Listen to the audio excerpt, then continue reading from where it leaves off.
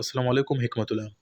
حضرت عثمان رضی الله عنه خلیفہ څنګه منتخب شو؟ چې کوم چې 2544 کې چې حضرت عمر رضی الله عنه زخمی شو، نو د چې ناجوړي ول هغه پر جوړېده، نو د سوچ وکړي چې د نه داسې نوې چې د دنیا سره رخصت سماسي او بیا چې کوم د خلیفہ یو جنگ وي د مرګ بعد بیا یو بل نه وي دوړ چالو سي، په دې کې بیا مشکلات وي، یو بل سره مخالفت وي، جنگ جګړې وي.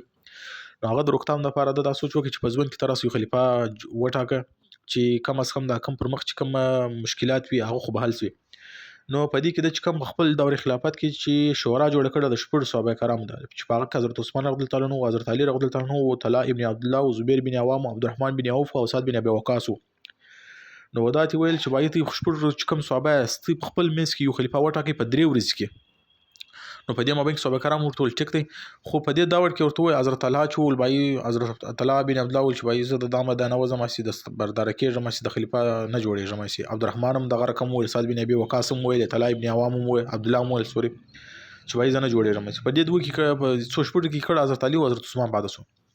نو په دې کې بیا عبدالرحمن بن عوف او حضرت عثمان رضی الله عنه ویل چې تبد الله پاک احکامات د نبی پاک صلی الله علیه وسلم سنت او اول دوه چې کوم صحابه خلیفہ تیر سوي دي حضرت ابوبکر رضی الله عنه او حضرت عمر رضی الله عنه د دې پر لار بځي.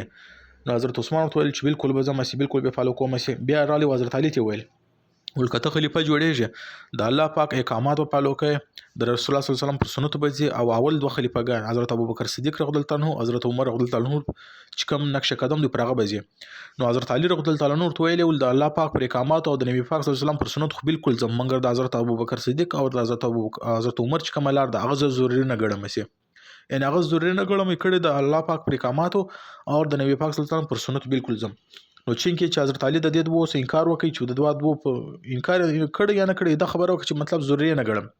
حضرت عثمان ورته چې بالکل یې ګڼم. نو بس بیا څوک عبدالرحمن بن عوف پر ولاړ سو پر څلورم ورځ باندې سار وختي حضرت عثمان اعلان کړ چې وایي حضرت عثمان چې د دریم خلیفہ دی. په دا وجه باندې چې حضرت عثمان ورته چې بالکل زه دوه چې کوم اول دوه خلیفہ دي دغه په نقش قدم باندې بزم.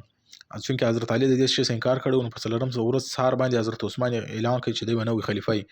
نو تر ټول اول حضرت عبدالرحمن بن عوف را ولاړ سلو د بیت وکي د چا دی وکي د حضرت عثمان رضی الله عنه بیت وکي. بیا را ټول انصار قریش ټول خلکو د دې خلکو بیت وکي چې د دور بیا د حضرت عثمان د 644 ونسی بیا تر 656 پورې تقریبا 12 کاله تقریبا داسې خدای خلافت تیر کړي. د په دور کې به خېډیر زیات ترقی وسولې.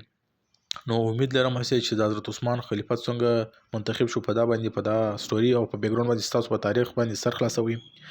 نو تاسو گزارش کوم چې دا کوم ویډیو تاسو ګورئ د خپل انډیوالانو سره شیر کوئ او سبسکرایب کوئ. کم از کم د مسلمانانو او د پښتانه په توګه باندې موږ کوشش کوو چې اول ځل تاسو ته په پښتو کې داسې علم راوړو چې په پښتو کې سر درخلاص کوو او تاسو ته بیا د اردو یا د بل زبان کې ویل کې مشکلات نه وي.